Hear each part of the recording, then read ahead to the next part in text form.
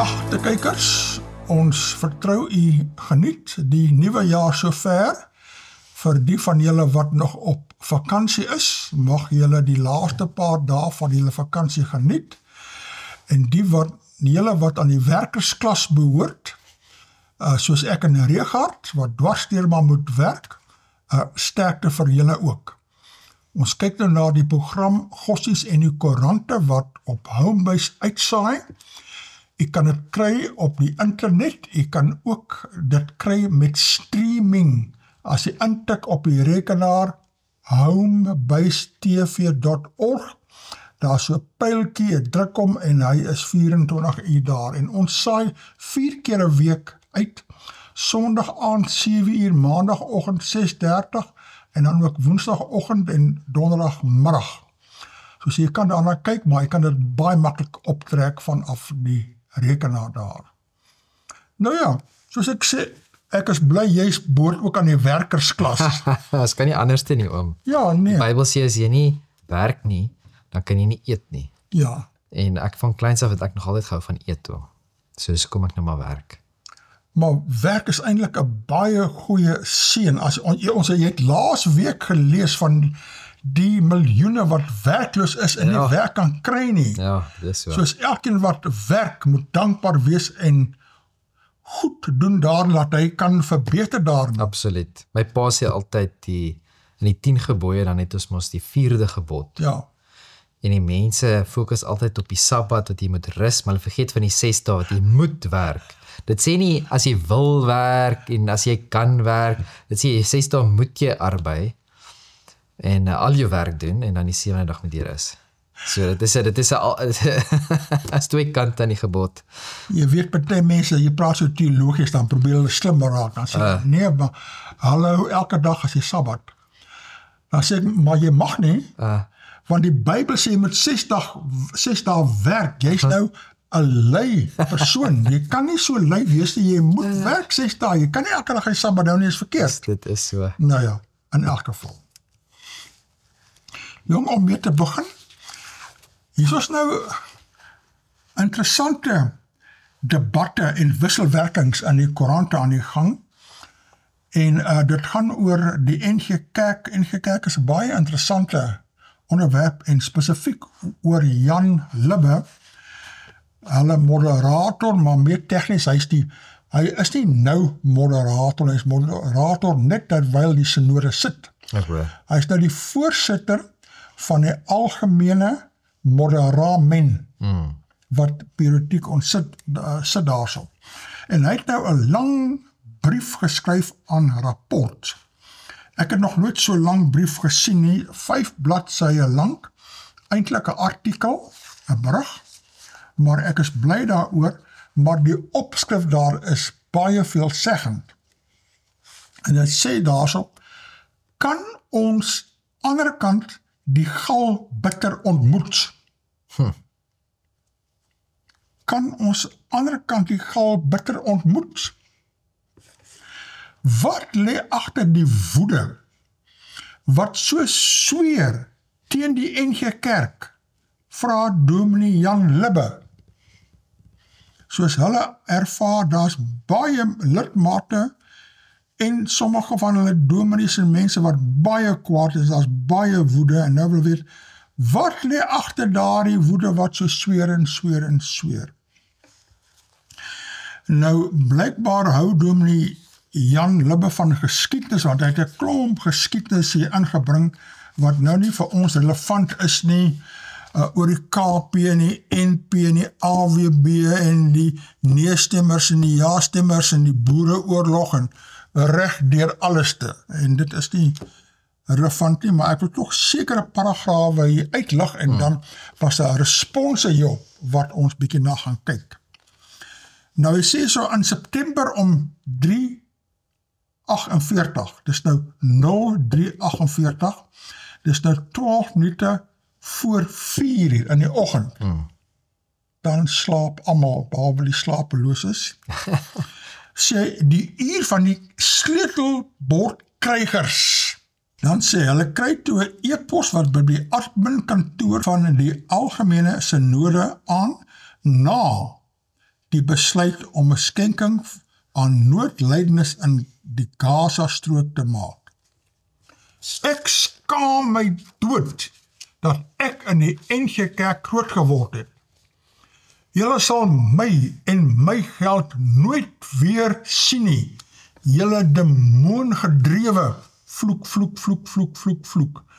Julle gaan hel toe saam met die paus. Vloek, vloek, vloek, vloek, vloek.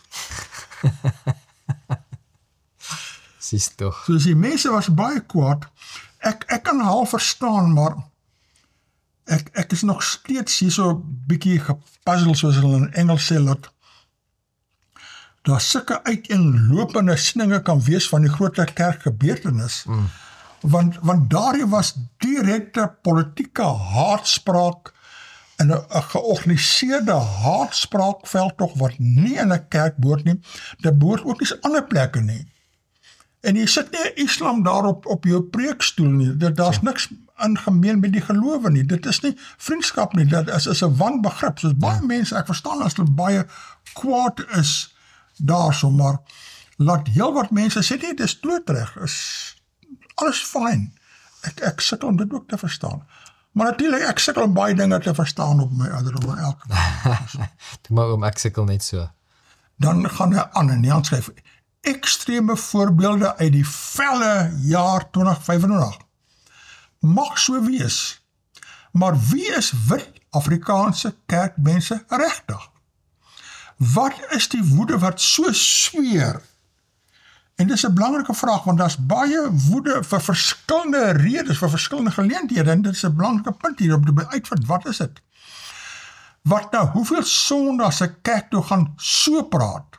Kom dit op uit ons primitiewe geheue as 'n kerkvolk, in aanhalingstekens, die wegtrek uit die Kaapkolonie in die 1830s, en die ring van Graaf Reinet, wat nie sy seun daar wou plaas nie, vraagteken, Andrew Murray se oortuiging dat die oorlog van 1899 God se oordeel oor Transvaalse volkssondes was, vraagteken, ek het dit nie geweet, ek moet weer gaan oplees oor Andrew Murray, onverwerkte trauma oor afgebrande plaashuise en mielielantjies in die Vrystaat, die uitmergeling in konsentrasiekampe, die verraad van broers en bure.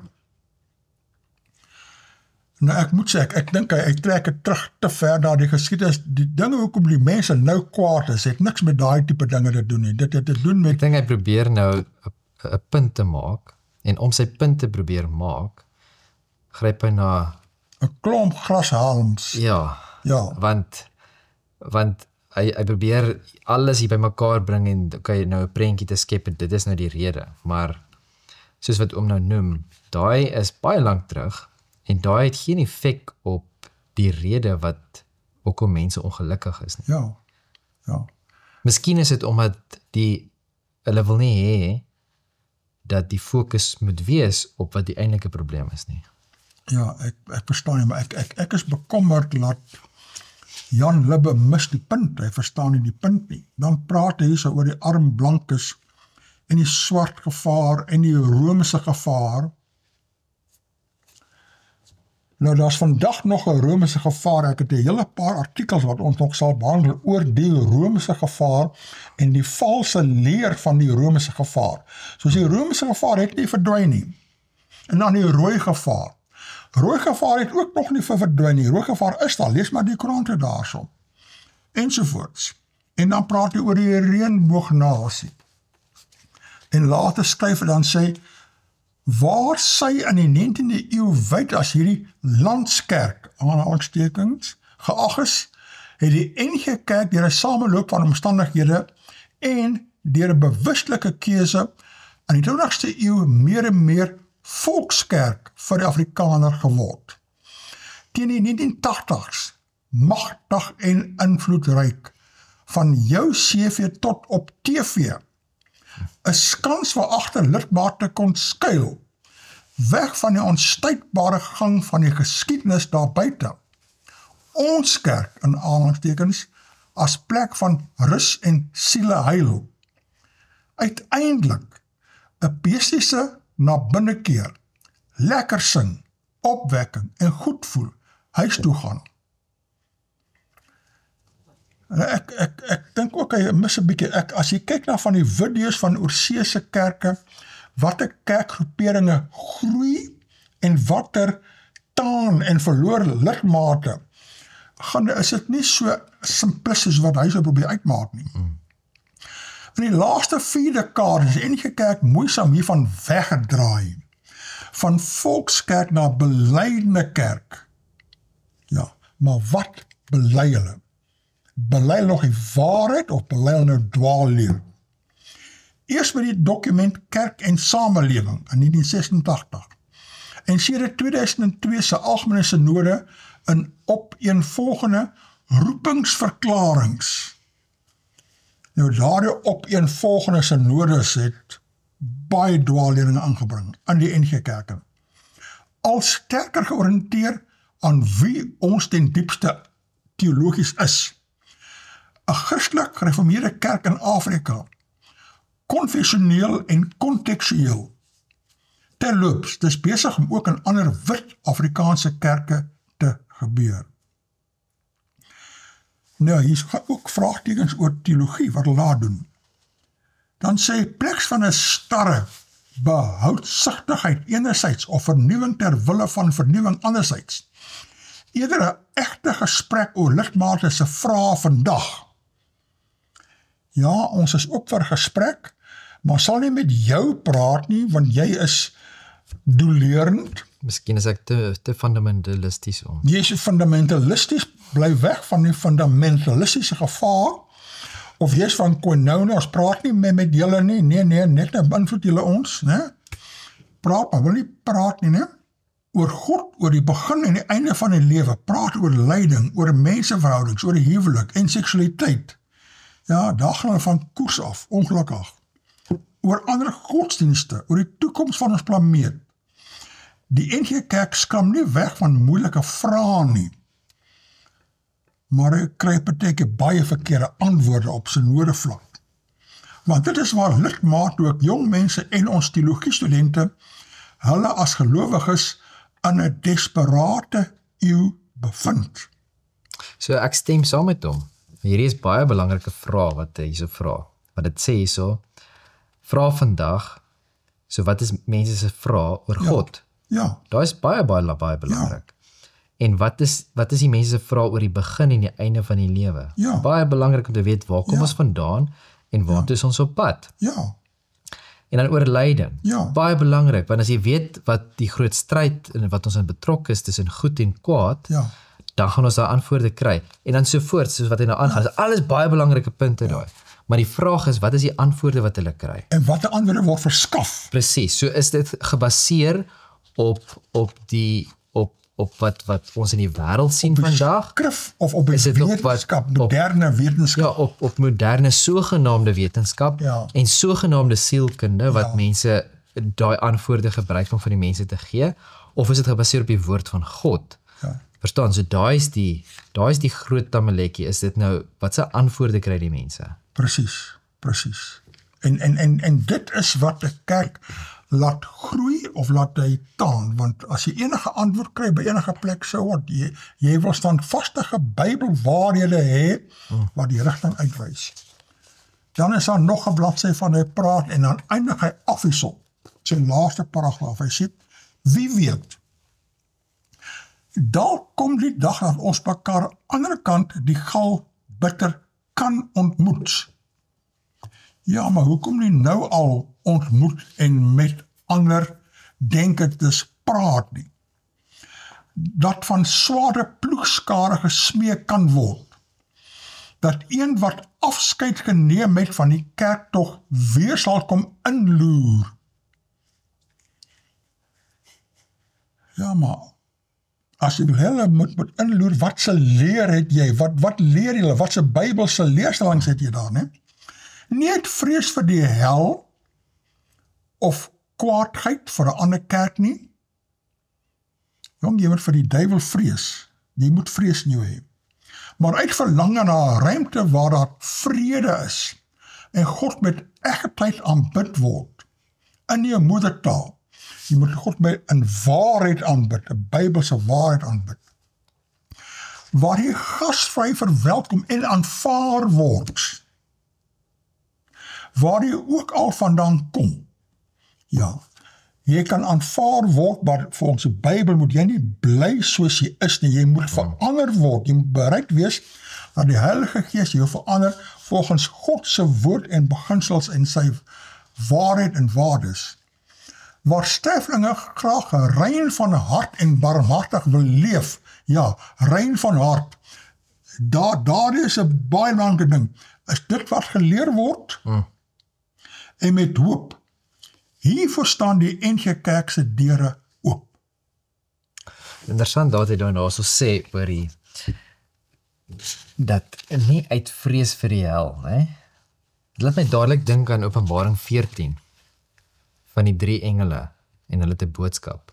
En die eerste een kom en hy sê vrees God Ja, en gee hom heerlikheid van die uur van sy oordeel het gekom, ja, né? ja, So daar is 'n oordeel, ons weet dit. Maar die boodskap wat oorgedra word is vrees God. ja, Nou is dit om bang te wees vir God. Ek glo dat ons in ons taal, in ons moderne taal, het ons nie die regte woord vir daai eintlike betekenis van daai vrees God nie. Maar as ons God vrees, respek en eer. dan gaan ons nie nodig hê, Ons sal nie ons eie ding doen nie. dit gaan ons nie nodig om die hel te vrees nie. Ja, Want ons moet God vrees. Ja. Verstaan? En ek dink daai baie keer mis ons die punt so bietjie. presies, ja. Nou het ons hierso 'n brief van Dominee Renier Nel uit Betuli. En dit sê hierso, Dominee Libbe, kom ons ontmoet mekaar anderkant die Galbitter, soos jy vra in rapport. Soos hy antwoord nou, en hy aanvaar nou die uitnodiging, en daai Renier Nel is juist die ene wat hulle nie meer wil praat nie, wat hulle net prokureursbriewe aanskrywe, Ja. en hom onthef het as dominee, hulle noem hom mos nou broer Nel, maar ons noem hom hierso Dominee Renier Nel.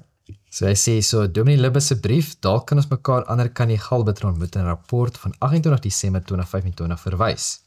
Met inbegrip van die skrywer Dominee Libbe se vreemde Bybels gereformeerde kerkbegrip, sy sosiologiese sielkundige verklaringe vir geloofsafvalligheid en gebruik van Galbitter, Handelinge 8:23 en Hebreërs 3:8.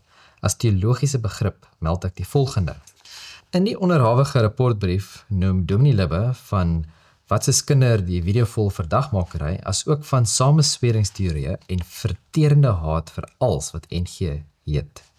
Bogenoemde is in 'n mindere of meerdere sin waar van alle kerkgroepe. Wat Dominee Libbe se aantuigings eie soortig uniek maak, is dat hy as algemene synodale voorsitter en die onderhawige leierskap dit teen die meer as 100 dolerende gemeentes en leraars se Bybelse profetiese optredes het. Hulle ontken die bestaan eintlik, hulle ignoreer hulle heeltemal. Baie goeie punt.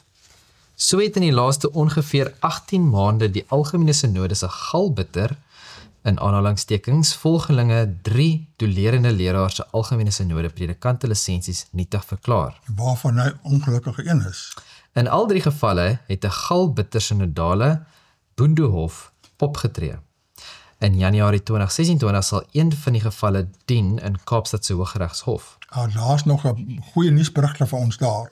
Die kerklik tolerendes het 'n bewese kerkordelike papierspoor van geweierde versoeke tot broederlike gesprekvoering deur die algemene synodale leierskap onbehoorlik synodale hantering van Grafamina, beswaarskrifte teen synodale besluite en algemene synode 2023 in sitting amendamente wat nie eers ter bespreking geneem was nie.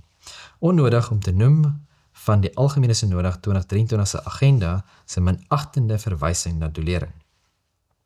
Nodeloos om te noem van talle eposse deur myself gestuur aan die algemene synode leierskap waarop nie eers 'n ontvangserkenning teruggestuur was nie. Die synodale leierskap het wel onder andere gereageer deur hulle prokureur met nie minder nie 4 dreigprokureursbriewe. Hierin word onder andere verbintenis gevra tot die handhawing van hulle swygebod van kritiek, evaluering teen die synodale kerkverband en amptenare. Dominee Libbe, nee, jy het dit verkeerd onder andere met verterende haat vir alles wat NG heet. Ons dolerendes se verterende liefde vir ons NG geloofsmoeder inspireer ons om te stry vir ons geliefde gereformeerde belydenis, soos verwoord in die Heidelbergse Katekismus, die Nederlandse geloofsbelydenis en Dordtse leerreëls. Namibië Synode het die liefdevolle broederlike weg van Matteus 5 en 18 gevolg met die algemene synode en sy besluite. Op 20 Maart 2025 het hulle die algemene synodale kerkverband verbreek en dit as heidens en as tollenaars verklaar. Matteus 18 en 17. Selfs dit kon die algemene synode en sy leierskap nie beweeg om Namibië Synode ander kan die bitterheid te ontmoet nie. Baie goeie punte wat jy so aanhaal. Ja, dit is die werklikheid. Dit is nou die ander werklike siening van iemand wat aan die ander kant staan. Dolerende amptsdraers en lidmate van NG gemeentes bely ons is 'n belydeniskerk wat onbevrees ons belydenis leer en lewe in Suid-Afrika bely. Wanneer ons video's maak, wat subskrywe, dan is ons intensie om ons belydenis kontekstueel te verwoord teenoor alle afwykings hiervan. Enerzijds teen die heidendom, anderzijds teen synodale besluite wat hiermee in stryd is. Ons dolerendes antwoord ja op jou wens met ons ontmoet jou. Julle, graag ander kan die gal bitter. Die vraag is, sal julle eie bitterheid Rubicon hierdie keer oorsteek? Baie dankie aan Dominee Renier Nel. Dis 'n baie goeie antwoord op hierdie brief van Dominee Jan Libbe. Ons gaan kyk of dit hofsaake is, langere hofsaake, en of er wel gesprekke gaan plaasvind en ontmoetings gaan plaasvind. Ja, dankie. Ja, ek verbaas my oor die botsende sieninge. Hierso is nou 'n briefie en ek wil net na die opskrif meestal verwys, nee. Dit sê, is dit Christene wat so barbaars reageer op grote kerk? En dit is nou Rico Kreur van Malmesbury wat dit skryf daar. En hy het dit teen die wat besorg is oor wat daar oor die haatspraak in die grote kerk. Hy kan absoluut niks aan die fout sien nie. Interessant dat hy die woord barbaars gebruik as 'n reaksie, maar wat van wat daar gebeur het, was dit nie bietjie barbaars nie? En dit was eintlik barbaars verby. Die vrou wat daar binne staan en skree, is dit nie bietjie barbaars nie? Dit was erg, maar wat daar gebeur het nog niemand op video gewys erns nie. Dit is baie sleg. Want hulle het berigte, mense almal praat daaroor, ja. Maar niemand was daar gewees nie. Ek weet oom was daar. Ja. Maar ja, sure. Was daar nie videokameras wat hulle afgeneem het daar? Was 'n hele paar videokameras. Nou, waar is daai video's so? Jong, hulle wil nie 'n bohaai maak nie. Ek dink dit is... Ek dink hulle het seker maar gesê, kom ons wys dit eerder nie. Ja, absoluut. Maar as mense dit moet sien, gaan hulle baie ongelukkig. Dan gaan hulle 10 keer erger, 100 keer erger kwaad wees, ja. Sure. Dan sê hulle, dan skryf hy sê, maar dan reageer die gesiglooses. Ja, maar baie van hulle sit hulle name by. Amper almal wat ek weet sit hulle name by. Hulle is miskien gaan ja, die mense wat opstaan vir waarheid. Ja. Is nie bang daarvoor. Nee. En dis normaalweg die mense wat opstaan vir hulle eie, ek wil amper sê agendas, is bietjie baie bang om hulle name te noem. So dit is normaalweg hulle wat anoniem bly. Ja. Dan sê 'n groot aantal verhef die gebou tot iets heiligs. Asof die stene en vensters heilig is, terwyl dit net 'n gebou is. En jy wil net kortlik sê, God is heilig en jy moet respek hê, dit is eintlik sy plek waar jy hom aanbid daar, soos die mense. Ek wonder as hy, as Rico Kreer, ek wonder as hy 'n Christen is. Is 'n geldige vraag daar, baie geldige vraag, maar... Want ons as Christene weet normaalweg en is onder baie duidelik dat kerke, dat die gebou, dat het heilig is. Want dit is eenkant gesit vir God. Ons glo God se teenwoordigheid is daar. Dis toegewy. Ja. As dit nie heilig is nie, hoekom wy jy dit toe? Elke NG Kerk het 'n hoeksteen daar. Die dominee Soon so ingewy tot eer van God, as huis van God, hierdie dag en maand ensovoorts, ja. Daar word nie gepraat van wat in die gebou gebeur het nie. Daar word baie daaroor gepraat, hier maak hy 'n fout. Diegene van ander geloofsoortuigings wat die diens bygewoon het, ly nie aan die een of ander siekte nie en wil ook vrede hê. Hy was nie daar nie, hy mis die hele punt maar. Wys net die totale botsende sieninge wat daar is. En daaroor kan Dominee hulle beskryf so van wat mense skryf, want dit is net totale uiteenlopende Dis amper waninformasie. Waninformasie en gebrek aan informasie. Sure. En die NG Kerk gee niks om inligting te gee wat die wanpersepsies reg help nie, want hulle wil niks om te sê. Hulle weet eintlik was 'n fout gewees.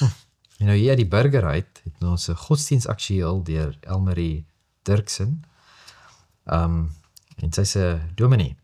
Sê die opskrif is so gevaar skuil in hoe ons kies om te praat. In 'n rapport op Netwerk 24 van 28 Desember vra Dr. Jan Libbe, moderator van die NG Kerk se algemene synode, kan ons anderkant die galbitter ontmoet? Dit was nou net gelees het daar, Ja. né? Stukke uitgelees het. 2 dae later is die kommentaar gesluit op 267. Dis onmoontlik vir 'n gewone intekenaar om te bepaal hoeveel daarvan bloot deelnemend, hoeveel positief, hoeveel negatief en hoeveel relevant was. Dis diegene wat nie die artikel gelees het voordat hulle kommentaar lewer nie. Laat ons volstaan by voorspelbaar. Ons weet immers 'n mens moet eintlik nie die kommentaar lees nie, terwille van hartsvrede. Jy moet die kommentaar lees om te sien wat is die reaksie. Jy moet dit juis lees daarso. En die leierskap moet dit juis lees. En sy as dominee moet dit juis lees, dat hulle weet hoe voel, hoe ervaar die lidmate dit. Ja. Die vraag verwys ook ironies na die kultuur van veragting wat betoon voer in die rigting van die kerk, soos Libbe vermeld, maar ook in byna elke ander sfeer van die samelewing. Want ons, en die res van die wêreld, beleef tans 'n culture of contempt in biskop Mariaan Edgar Bidde se woorde. Dit is mos nou die vrou daar van Washington.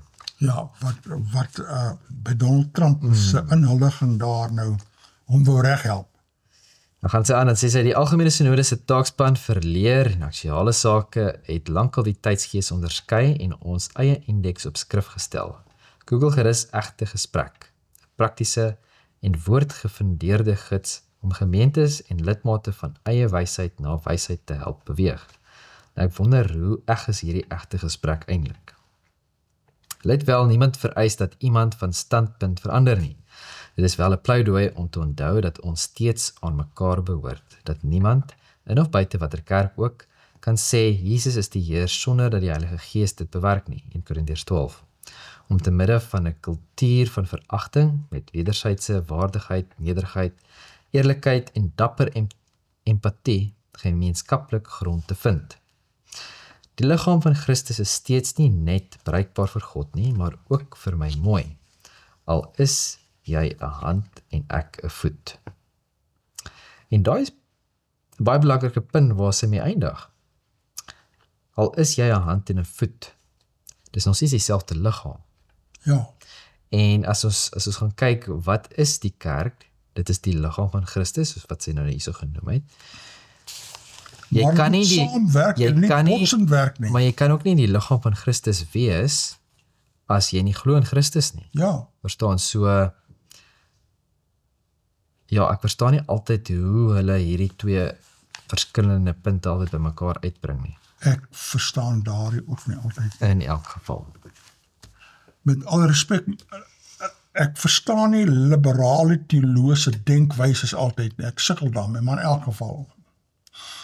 Maar is daarom nou 'n briefie geskryf deur 'n regsinnige in antwoord daarop, en die regsinnige is Dr. Henrietta Klaasen.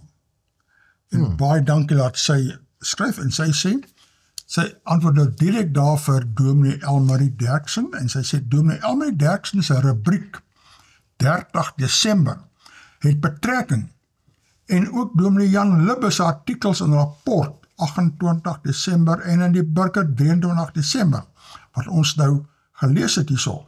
Dominee Dirksen gee goeie raad oor hoe ons respekvol met mekaar moet praat. waarvoor ek groot waardering het. Suksesvolle kommunikasie het egter meer komponente as net praat. Doeltreffende kommunikasie vereis onder andere aktiewe luister, duidelike ontvangs van die boodskap en terugvoer wat dui op werklike begrip. Baie goeie punte, oom. So ek jonk was by ma gesê, jy is hoorende doof, jy hoor maar jy hoor niks.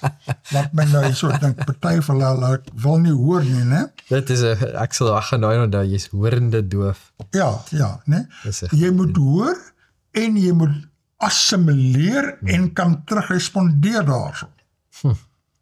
Ja. 'n aantal jare gelede het die algemene synode Moderamen groot gewag gemaak van 'n seisoen van luister. By verskeie geleenthede het eers Kairos netwerk en later Koinonia synode die ASM versoek tot gesprek, mediasie oor bepaalde kwessies. Tot vandag toe nog is dit geweier. Dis geweier, maar hulle nou wil hulle by mekaar kom daarso, né? Die contempt, in aanhalingstekens, waarna Dominee Derksen verwys, lê nie net in die wyse van praat nie, maar ook in die minachtende manier van weier om te praat oor brandende kwessies wat die hart van die NG Kerk raak. En dis die brandende kwessies in die lidmate en sommige dominees wat hulle so ontsteld maak en so ernstig maak. In albei sy artikels brei Dominee Jan Libbe breedvoerig uit oor belangrike gebeure in die wêreld en in Suid-Afrika, veral op godsdienstige gebied. Ja, ons het daardie mooi bespreek. Sondag 28 Desember het Leroux Skuman, redakteur van Kerkbode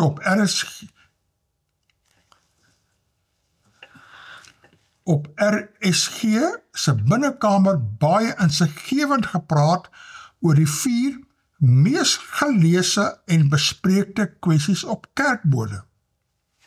Nommer 1. Namibië se uittrede uit alle verband met die NG Kerk in Suid-Afrika.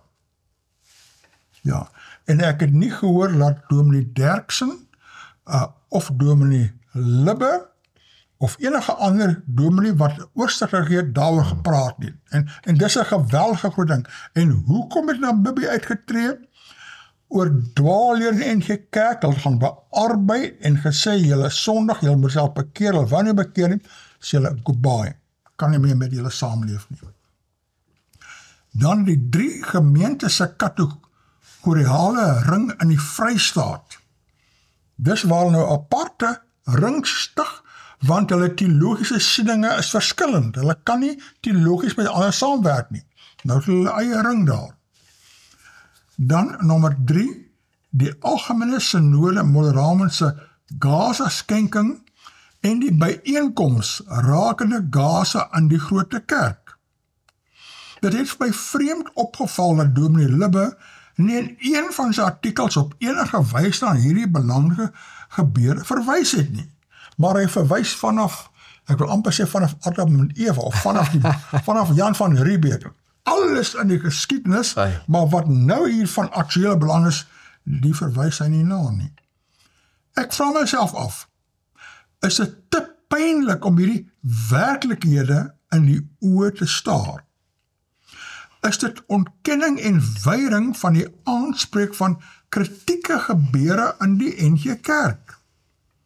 Is dit nie tyd vir die kerkleiding om hand in eie boesem te steek en hul aandeel in die sogenaamde bitterheid te erken nie? Dr. Henrietta Klasing, Randfontein. Baie dankie Dr. Klasing vir hierdie brief, laat jy uitlig. Hulle skryf so mooi, maar hulle ignoreer die kernpunte waaroor alles gaan en hoekom die mense ontevrede is. Dit word nie aangespreek nie. Nou dit is hier so een van Jan Grywenstein. Ja. Ek het die volgende geskryf op Rapport se Facebookblad. Die laaste ding wat Jan Libbe kan doen is deeglike introspeksie. Daar is feitelik net negatiewe kommentaar op die NG Kerk en Libbe se skrywes. Vir enige organisasie behoort die rooi ligte sterk te flikker. Die NG Kerk bly egter 'n staatskerk, so ego hulle nie met die regering se siening oor Palestina nie, maar ook oor ander kwessies. Uit 'n regsoogpunt het Israel duidelik die perke van noodweer na 'n maand oorskry. Hamas staan egter ook in die beskuldigde bank, of is die aanvanklike inval en moorde 'n nietigheid. Hierdie is 'n ingewikkelde proses. Die NG Kerk moes hom hieruit en uit ander soortgelyke kwessies hou. Die hulpbedrag aan Gaza is amper weglaatbaar klein. Die simboliek grotesk, die probleem was ook nooit kos nie, maar die aflewering daarvan. Die gevolge, die implikasies was grotesk, geweldig. Dis nie net die geld, dis wat is die implikasie, wat beteken dit om daardie een groep uit te sonder, en of vlan nie is waar beland die geld eintlik nie, maar die simboliek daarvan is grotesk, is baie mooi gestel deur Jan Gruivenstein daar. Ja, die ding is ook, byvoorbeeld, as ek by die robot kom, en daar staan 'n ou wat dwelms gebruik, en hy vra vir my vir geld, en hy erken dit, want is letterlik, ek het letterlik gister met iemand gepraat, waar hy sê die persoon het erken, hy wil nou drugs gaan koop. Het hom gesê, luister so, ek moet 'n shot gaan kry. En toe vra hy vir geld. As jy nou vir hom gaan geld gee, jy sterk om in sy kwaad. Jy kan letterlik gaan en die drugs gaan koop, sê hierso, verstaan nie, so, wat as jy nou geld gee, en jy kan nie 100% seker wees, waartoe dit gaan, en dit gaan na terroriste toe. Ja. Dit is 'n probleem, maak nie saak hoeveel geld dit is. Die NG Kerk is so ver verwyder van hulle gemiddelde lidmate. Die ergste is, dat die libbe leierskap almal doodeenvoudig ignoreer en minag, of as sogenaamd regs kanseleer. Bliksems met vroom gesigte en gewaande Christelike hoendens. Die groepering wat die NG Kerk tans bestuur is besig met hulle eie agenda. Die flikvloei met Katolieke, Islam en die Suid-Afrikaanse Raad van Kerke is 'n blote jockeying for position. Die NG Kerk se uitgebreide eiendomsportefeulje en pensioenfonds die bruidskat. Ek is steeds 'n NG lidmaat. Dit is tyd dat ons sekere uitgawes en prosesse begin bevraagteken. Die Gaudini Jolie is 'n goeie voorbeeld. Wie betaal? Hoeveel miljoene is ter sprake? Wie gee toestemming dat geld so rondgeskuif word? Die gemiddelde lidmaat moet weet dat jou godsdienstige leraar jou op die tuisfront met sy liefdevolle en empatiese menswees sal beïndruk. Dit is deel van manipulasie 101. In synodale verband verander hulle dan in gevaarlike politieke monsters. Mense wat nie huiwer om 'n dolk in die rug van niks vermoedende kollegas te steek nie. Nog 'n besorgde lidmaat. Baie interessante skrywe. Dis goed dat mense skryf vir hom. Mense moet praat. Mense moet praat. Dat 'n leierskap kan sien wat is die reaksie en respons van lidmate. En soos nou nog 'n kort skrywe wat een gemeente lid geskryf het. Hy sê, dis nou oor jare, sê, terselfdertyd was daar ook swaar oomblikke op kerklike vlak. Die kerkraad, dis nou hulle kerkraad, het 'n brief gerig aan die Grote Kerk en die Wes-Kaapse Node uit ernstige bekommernis oor die intergeloofbyeenkoms daar met 'n duidelike politieke inslag. En dis korrek, dit was 'n duidelike politieke inslag. Ons is tans ook in 'n proses om moontlik na die Vrystaatse Node oor te skuif en by die teologies-kategoriale ring daar aan te sluit. 'n Stap wat ons met gebed, onderskeiding en groot erns oorweeg, met die begeerte om nader te staan aan gemeentes wat dieselfde skrifbeskouing het daar. Nou is baie interessant, want jou in die Vrystaat, jou kategoriale teologies ringe is binne dieselfde synode, streeksynode. Maar hier is nou iemand, 'n kerk vanuit 'n ander synode, die Kaapsynode, wat hulle aansluit by die Vrystaatse teologies kategoriale ring. Sure. En ek wonder of het toegelaat sal word of nie. Op die oomblik is daar te min in die Wes-Kaap, miskien moet hulle begin en in die Wes-Kaap dan 'n teologies kategoriale ring begin wat al die doeleerdes en besorgdes by kan aansluit. Sjoe, ons gaan maar sien wat gebeur, né? Ja, Het ons nou hierso enetjie. Prof. Johan van Rensburg se nuutste boek is beskikbaar by Exclusive Books in Bloemfontein. Drink 'n goeie chill pilletjie. Dalk gaan jy bloeddruk op as jy onbekend is met die onchristelike agteraf gekonkelry. Sjoe. en dis nou, wat is die voede daar van Renier en Elba?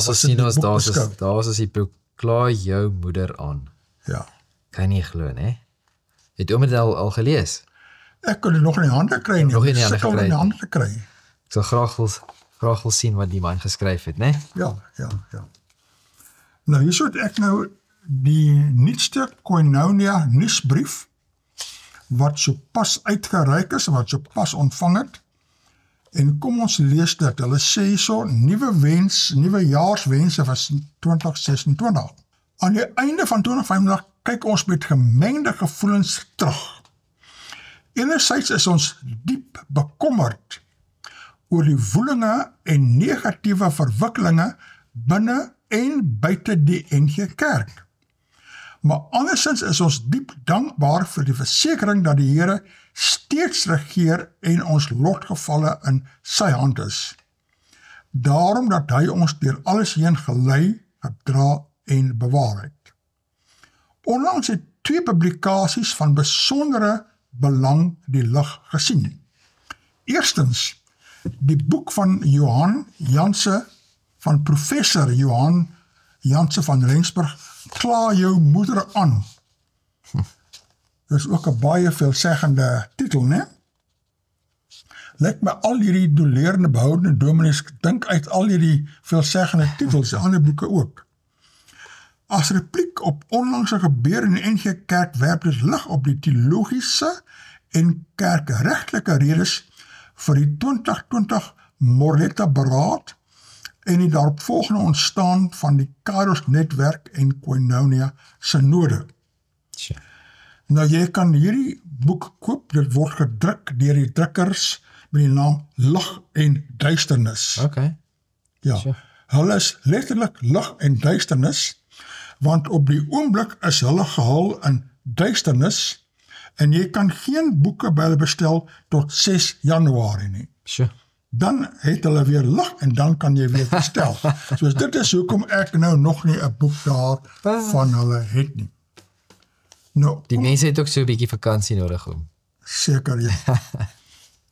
En daar was blykbaar beskikbaar gewees daar by die een boekwinkel in Bloemfontein, Exclusive Books, ek weet nie of hulle nog daar het nie, maar ek het gekyk in die Kaap by Exclusive Books en ander plekke, maar daar is niks hier onder nie. Kom ons kyk nou wat hulle nuusbrief alles sê. Hy sê tweedens, 'n brief van Dominee Jan Libbe onder die opskrif kan ons ander kant die gal bitter ontmoet. Dis mos wat ons nou net daar gelees of dele daar gelees het. Te oordeel na die inhoud en styl daarvan, as ook die groot aantal lesers wat op Netwerk 24 daarop gereageer het, dui dit op die diep teologiese en kerkregtelike kloof, wat er tans tussen die verskillende groepe in die NG Kerk is. Ja, het is belangrik om te weet of daar sulke groot geskille is of nie, jy moet ingelig wees. Dit is verder ontstellend omdat dit die indruk laat dat hy en vermoedelik ander leidinggewende amptdraers die behoudende lidmate, gemeentes en amptdraers as ook die Kairos netwerk en Koinonia synode wat hulle op 'n eerbare wyse beywer en bid vir reformatie van binne die kerk, op dieselfde vlak plaas met swetsende teenstanders van die kerk. Persone binne en buite die kerk wat sonder die nodige gronde verdagmakerry saai en ateïste wat nie skroom om in die sosiale en ander media lastelik teen die kerk van die Here en Here self uit te vaar nie. Indien die indruk korrek is, verklaar het waarom die Algemene Synode Moderamon en die Algemene Synode nou reeds vir 'n geruime tyd al Koinonia synode se versoeke vir gesprek en mediasie van die hand wys. Hulle wil nie ontmoet nie, hulle sê dit goodbye. Sure. Ons is die afgelope jaar ook dikwels gekonfronteer met vrae oor die pad vorentoe vir ons as skrifgetroue behoudende lidmate en gemeentes. Ons het nie 'n eenvoudige antwoord op die vraag nie. Benewens dat ons elkeen volhardend en bidtend die stryd moet stry, vermoed ons dat die verwagte ten minste 2 hofsaake wat in 2026 en daarna sal plaasvind, sal help om regssekerheid te kry oor sake waaroor daar tans uiteenlopende menings is.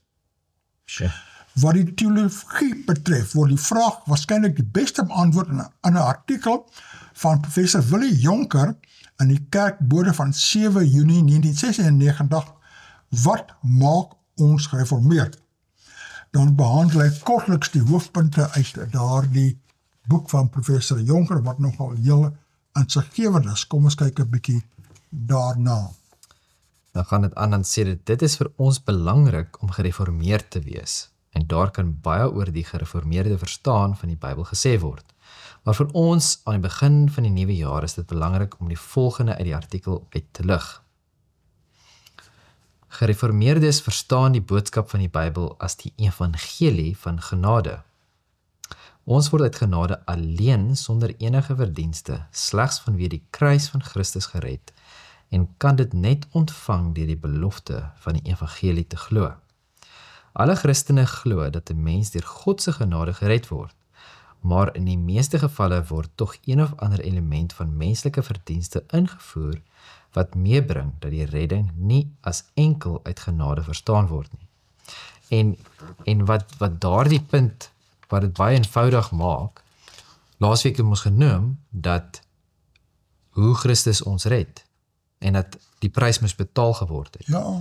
So, maar dit is nie net daar dat, ek aanvaar nou Christus red my en ek gaan voort met my lewe nie. Verstaan, want dit is amper soos, om die wet te hou, gaan my nie in die hemel bring nie, maar om nie die wet te hou nie, gaan my in die hemel hou. Verstaan, so... Want jy is dan ongehoorsaam. Ja, want dit beteken, daar is voorwaardes en vereistes aan hierdie verlossing.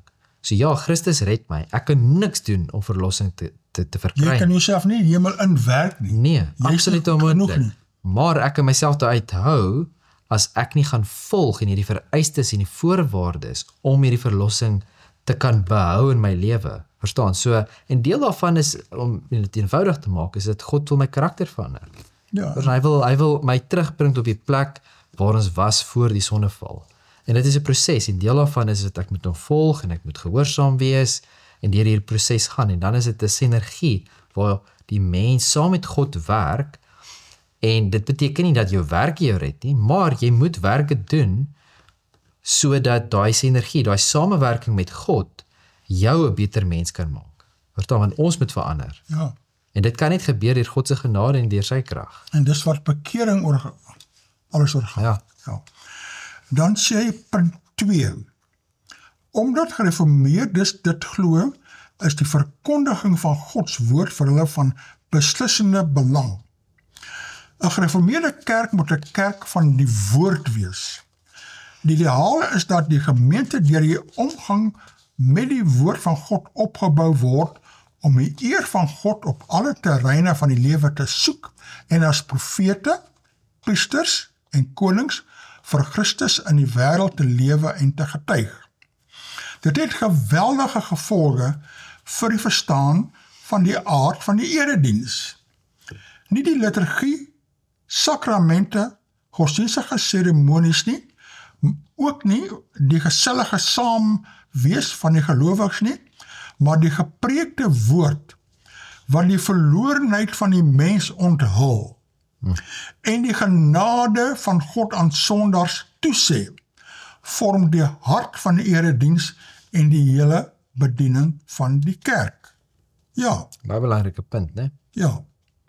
Wanneer die woord van God om watter redes uit sy sentrale posisie in die erediens en kerklike lewe verdrink word, is die gereformeerde karakter van die kerk in gevaar. Ook hieroortuiging maak ons gereformeerd. Dan punt 3, dat die eer van God op alle terreine van die lewe gedien moet word. hang van gereformeerdes met hulle oortuiging saam dat 'n mens wat uit genade gered is, ook persoonlik deur die Gees geheilig en in die wêreld uitgestuur word om daardie wil van God te doen. En dit is die punt wat ek net nou genoem het. Daarom neem gereformeerdes die hele woord van God ernstig. Baie belangrike punt. Hulle verstaan die Bybel nie net as die blye boodskap van vergifnis nie, maar ook as die blye boodskap dat Christus die mag van die sonde oorwin het en dat die gelowiges geroep word om in hulle hele lewe uit hierdie oorwinning van Christus te lewe en Gods gebod in alles te gehoorsaam. En dis waarop neerkom, né? Ek is bly om die woordjie gehoorsaam daar te sien, want die moderne kerk wil nie gehoorsaamheid predik nie. Jy kan maak net wat jy wil, wanneer jy wil, hoe jy wil, wat ook al. Gehoorsaamheid aan God en sy gebod tel nie meer. En dit is 'n kernpunt dat God verwag gehoorsaamheid. Ja, die wet, volgens sy die wil. wet bestaan nog. Ja. Dan punt 4. Dit was nooit die bedoeling dat daar binne protestantse geleedere verdeeldheid sou ontstaan nie. Dit het ongelukkig wel gebeur. Gereformeerdes glo dat God se verbond met Abraham vir die kerk van alle tye betekenis het. Hulle glo soos Paulus dat die kerk van die nuwe verbond ingeënt is op die olyfstam van Israel, die gemeente van God in die ou verbond, Romeine 11. Daarom aanvaar hulle dat die gemeente van Christus dieselfde verbondstruktuur as die gemeente van die Ou Testament besit. Spesifiek ook hierdie oortuiging maak ons gereformeerd. Dan punt 5. Die reformatie het weggedoen met die liturgiese erediens van die Katolieke Kerk. Prediking en gebed het die hoofsaak van die erediens geword, omdat Gods woord die kerkdiens moet beheers. Is daarop aangedring dat ook die kerklied Bybels moet wees. Dit is 'n baie goeie punt, né? Dat die liedere en alles wat gesing word, wat is die fokus? Dit moet op God wees, né? Ja. En protestante het wegbeweeg van die liturgiese erediens van die Katolieke Kerk. Maar lyk my nou wil almal weer begin hande vat en ek quoteer nommer 1 die paus, en die paus is links, regs en oral is hy die number 1 daar en die soort probleme. Dan punt 6. Ten slotte, gereformeerdes is op grond van die Bybel daarvan oortuig dat plaaslike gemeentes selfstandige kerke in hulle eie reg is en dat die 3 Bybelse ampte van leraar, ouderling en diaken in die kerk onderhou moet word. Nou ek moet sê, ek was baie verbaas toe ek nou begin agterkom aan party kerke en party gemeentes, NG Kerk en ander gemeentes, is daar nie meer ouderlinge en diakens nie. Wat? Ek kan dit amper nie glo nie. Waarom is jy nie ernstig nie? Ja, ek is ernstig, ja. Van wanneer af? Van afloopbrik, daar's nou 'n bestuurspan in beheer van die gemeente wat alles bestuur. Ek het dit nie geweet nie. En dit is nog baie erger onder die karismate en die ander gemeentes ook, waar ouderlinge en diakens tel nie meer, dis is die bestuurspan, die is deel van die bestuurspan daar so. En dit is nie die Bybels model nie, dit is 'n besigheidsmodel.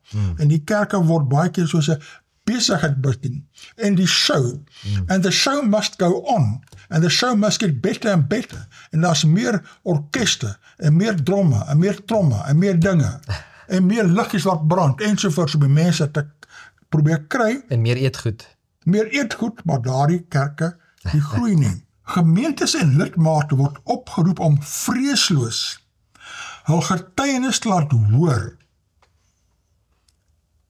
En jy laat die getuienis hoor ook deur briewe te skryf en notas op WhatsApps en in die koerante se briewe wat nou so klaar die mense so negatief. Dit is ook 'n manier van getuig. Ja. So op 'n mooi manier hoe jy voel daar so, né? En saam met die strydende kerk aan die boodskap van Openbaring 12 vers 11 gestalte te gee. Hulle het self die oorwinning oor hom behaal danksy die bloed van die lam en die boodskap waarvan hulle getuig het. En hulle het nie hulle lewens so lief gehad dat hulle onwillig was om vir hom te sterwe nie. En dit is ons uitdaging vandag. Ons moet gehoorsaam wees en bereid wees om vir die Here ook te sterwe. Dankie vir hierdie mooi nuusbrief van Koinonia. Alle sterkte met Koinonia, synode en aktiwiteite. Maar dit is hier so nou een video wat gaan oor die opskrif hierso is The Split of the Christian Reformed Church. En dit is nou die Dutch Reformed Church in Amerika. O, ja. En so hierdie is nou 'n langerige video. En ons gaan nou so 7 minute speel en as mense die volle video wil kyk, moet hulle ons net kontak, as stuur ons hulle die volle video aan. Maar kom ons kyk 'n bietjie hierdie, ek dink dit gaan baie insiggewend wees. OK, dankie. Sal baie mooi aanpas by die hele gesprek van ons vandag. Ja. On Christmas Day 2022, I released the video, Which Christian Denominations Are Splitting Next? And the first denomination listed was the Christian Reformed Church in North America. The CRCNA is the largest of the Dutch Reformed denominations in North America. The second largest such denomination, the Reformed Church in America, had itself recently split, with a more conservative group of churches exiting to form the Alliance of Reformed Churches in 2021. There were 2 reasons I gave in that video for why the CRCNA might split.